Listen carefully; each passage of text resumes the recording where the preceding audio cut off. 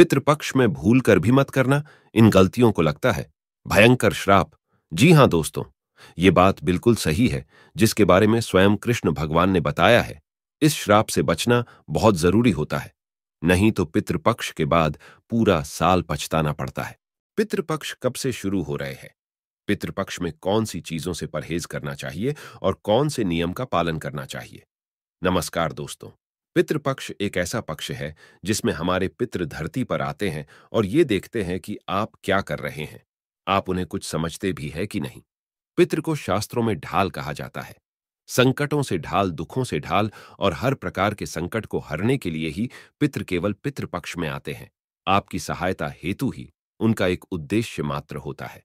अगर आप चाहते हैं कि पितृ कृपा आप पर और आपके परिवार पर, आपके बच्चों पर बनी रहे, तो इन नियमों का पालन बेहद आवश्यक है।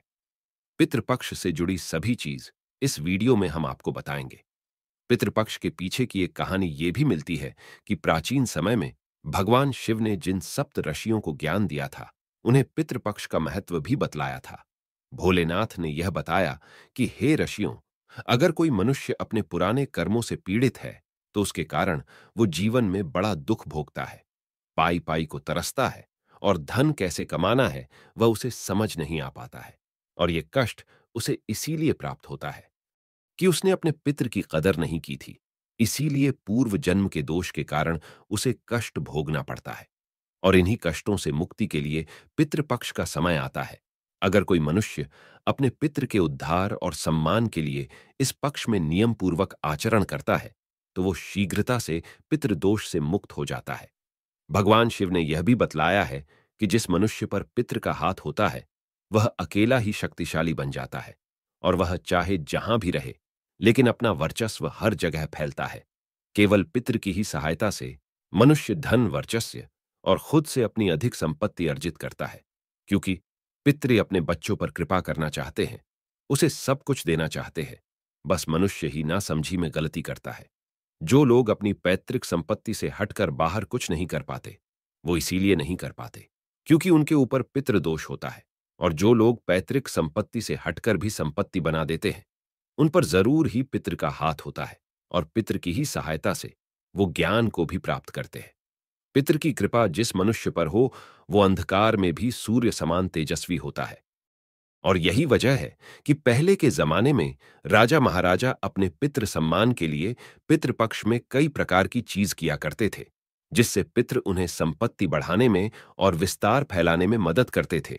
इसीलिए हिंदू धर्म में पितृपक्ष पूरी निष्ठा से मनाया जाता है। इन दिनों पर कुछ विशेष नियमों का पालन करना चाहिए। पितृपक्ष को श्राद्ध पक्ष के नाम से भी जाना जाता है। भाद्रपद पूर्णिमा से पितृपक्ष शुरू हो जाता है, जो 16 दिनों तक आश्विन अमावस्या के दिन तक चलता है। इस साल पितृपक्ष की शुरुआत 29 सितंबर शुक्रवार से होने जा रही है और इसका समापन 14 अक्टूबर को होगा। पितृपक्ष के दिन सात्विक आहार का ही सेवन करना चाहिए। इस दिन प्याज, लहसुन, मांस और मदिरा खाने से परहेज करना चाहिए। साथ ही इस दिन घर में भी मांसाहारी भोजन नहीं बनाना चाहिए, क्योंकि इस दिन पितरों के नाम का श्राद्ध और तर्पण किया जाता है।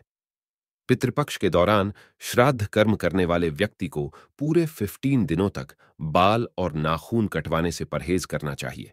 हालांकि इस दौरान अगर पूर्वजों की श्राद्ध की तिथि पड़ती है, तो पिंडदान करने वाला बाल और नाखून कटवा सकता है। पितृपक्ष के दौरान पूर्वज पक्षी के रूप में धरती पर पधारते हैं। ऐसे में उन्हें किसी भी प्रकार से सताना नहीं चाहिए, क्योंकि मान्यता है कि ऐसा करने से पूर्वज नाराज हो जाते हैं। ऐसे में पितृपक्ष के दौरान पशु पक्षियों की सेवा करनी चाहिए।